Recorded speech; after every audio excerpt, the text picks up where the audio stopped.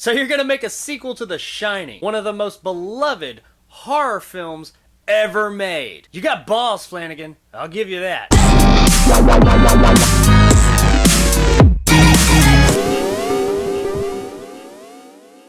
Dr. Sleep is the film adaptation of Stephen King's 2013 novel, Dr. Sleep, which itself is a sequel to his 1977 novel, The Shining. But this movie isn't a sequel to his novel, The Shining. It's a sequel to the movie The Shining, directed by Stanley Kubrick in 1980. I know, this is where things get a little weird. You see, there's some key differences between the Shining novel and the Shining movie. And it's no secret that Stephen King doesn't really care for Stanley Kubrick's vision of his novel. Regardless of what you think about the changes that Kubrick made to the story, you can't deny the fact that The Shining is heralded as one of the greatest horror films ever made. Now, I have read both The Shining and Dr. Sleep, and of course I've seen the movie The Shining by Stanley Kubrick. And while I do enjoy the movie The Shining, and I think that it is a good movie, admittedly, I don't think it's as fantastic as everybody else out there. I never said it was bad. I definitely don't think that. It is a very good movie, but I don't herald it as horror Jesus like some people do. It is a good movie though. Now, I did enjoy the Shining book as well. I can't really say that I enjoyed the book over the movie or vice versa. I kind of viewed them as about the same. Dr. Sleep, on the other hand, I really enjoyed that book. This was one of the best books I've read in a long time, so I was really looking forward to this movie. That being said, there are differences in this movie from the book, a lot of which are tied to the previous movie that was made, because of decisions that were made with that movie, especially in the end, directly affect this movie. So I understand that, and I'm going to roll with it. Because, as I said, this isn't a sequel to the Shining book. This is a sequel to the Shining movie. Now, if you've only seen the Shining movie, you'll have absolutely no idea what I'm talking about, and you'll just pretty much be like, who gives a fuck? I'm not going to dissect the differences between the Dr. Sleep book and the Dr. Sleep movie here. I'm going to do a whole nother spoiler video that has the differences of the book and the movie in it as well. Today I'm going to look at this as purely just the film itself. I'm going to try at least. I mean, it's tough, but I'm gonna try. Dr. Sleep is the continuation of The Shining story. It shows what happened to Danny and his mother shortly after the events of The Shining, and how they dealt with the trauma of that whole entire situation. It then fast forwards a few decades to when Danny's an adult, played by Ewan McGregor. Unfortunately, he's going down the same path as his father with drinking and substance abuse. The guy's living a pretty shitty life at this point, and a lot of that probably has to do with the whole entire situation that happened at the Overlook Hotel as a child. And I guess you really can't blame him.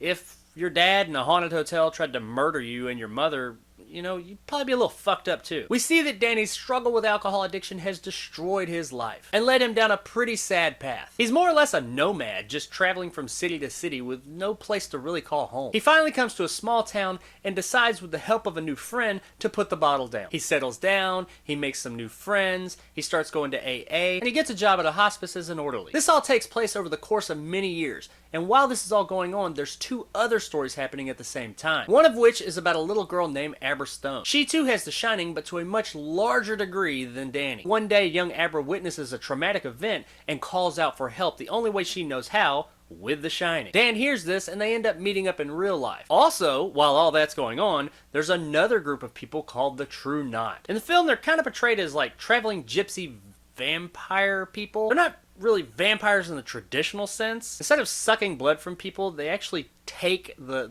shining, which they call steam, from people that have the shine. And since they do this, they all have some different powers, kind of, as a result of taking this shining power from people. There's a lot more to this, but the movie doesn't go into as much detail as the book, and I'm really just trying to stick with what the movie tells us. It's a struggle. Anyway, as I said, Abra witnesses a terrible event. When she witnesses this, they catch wind of her. And this kicks off the events that run to the end of the film. Dr. Sleep has a very intriguing, interesting, deep story, and it will keep you engaged and entertained from beginning to end. Now, this is a long one. It's about 2.5 hours long, and the first 30 to 40 minutes is definitely a slow burn. But when I say slow burn, I don't mean boring. That slow burn is building up all the characters and events to kick off all the things that happen in the second half of the movie. And since the story does take the time to give us all this backstory and interesting information about these characters, when they're put in harm's way later on,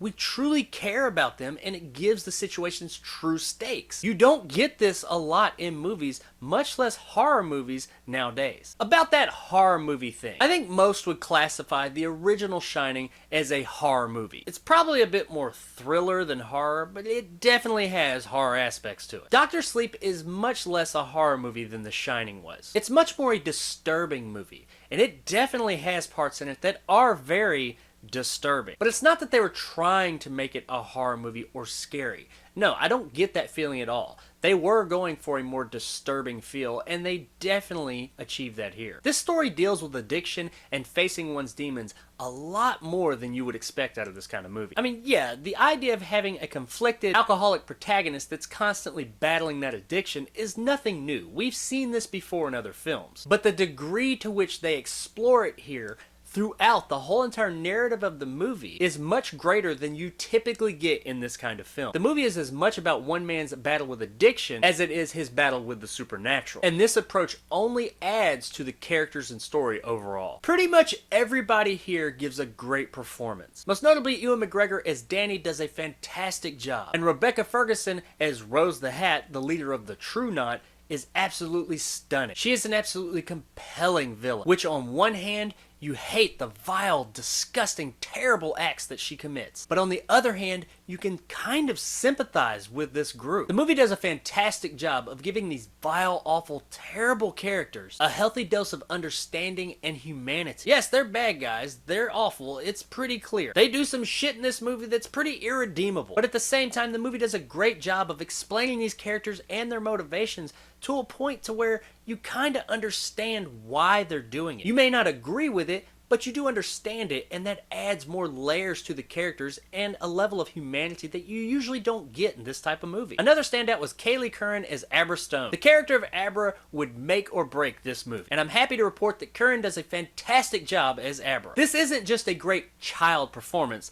This is just a great performance overall. When watching a movie where a child actor has a large part, you never know totally what you're going to get. And I don't know if it was Curran's pure acting ability or Mike Flanagan's fantastic direction, but the character of Abra does not disappoint here. This is a very interesting, intricate, deep, and layered story. In a word, it's great. But what fans of the original Shining film are actually here for is the last third of the movie. While I think fans of The Shining will definitely enjoy the first 2/3, it's that last third that is totally there for them. The last third of this movie is loaded to the gills with fan service. But unlike some films, it's good, compelling fan service that moves the story forward in an extremely interesting, compelling, natural way. None of it seems out of place. It's done masterfully by director Mike Flanagan. Guys, I really enjoyed this movie. And I mean the actual movie, not compared to the book. Just the movie on its own.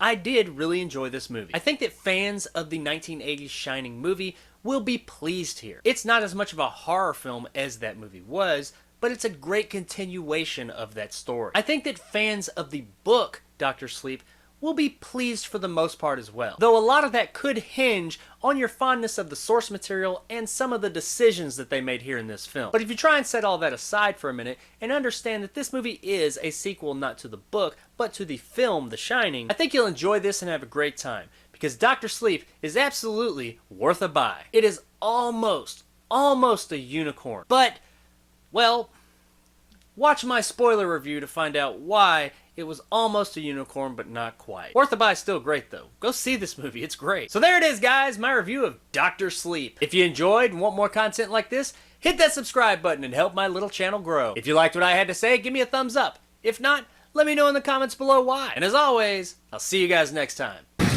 Get out of my head! Get out! It was really hard to disconnect myself from the book that I love so much and talk about this movie as just a film. I mean, like, really hard. I really like that book. Check out my spoiler review of Dr. Sleep that will include a comparison between some of the difference between the book and the movie coming real soon. It's probably somewhere here. I don't know. It'll be somewhere on here. Maybe the end screen. I don't know. I'll put a link to it somewhere.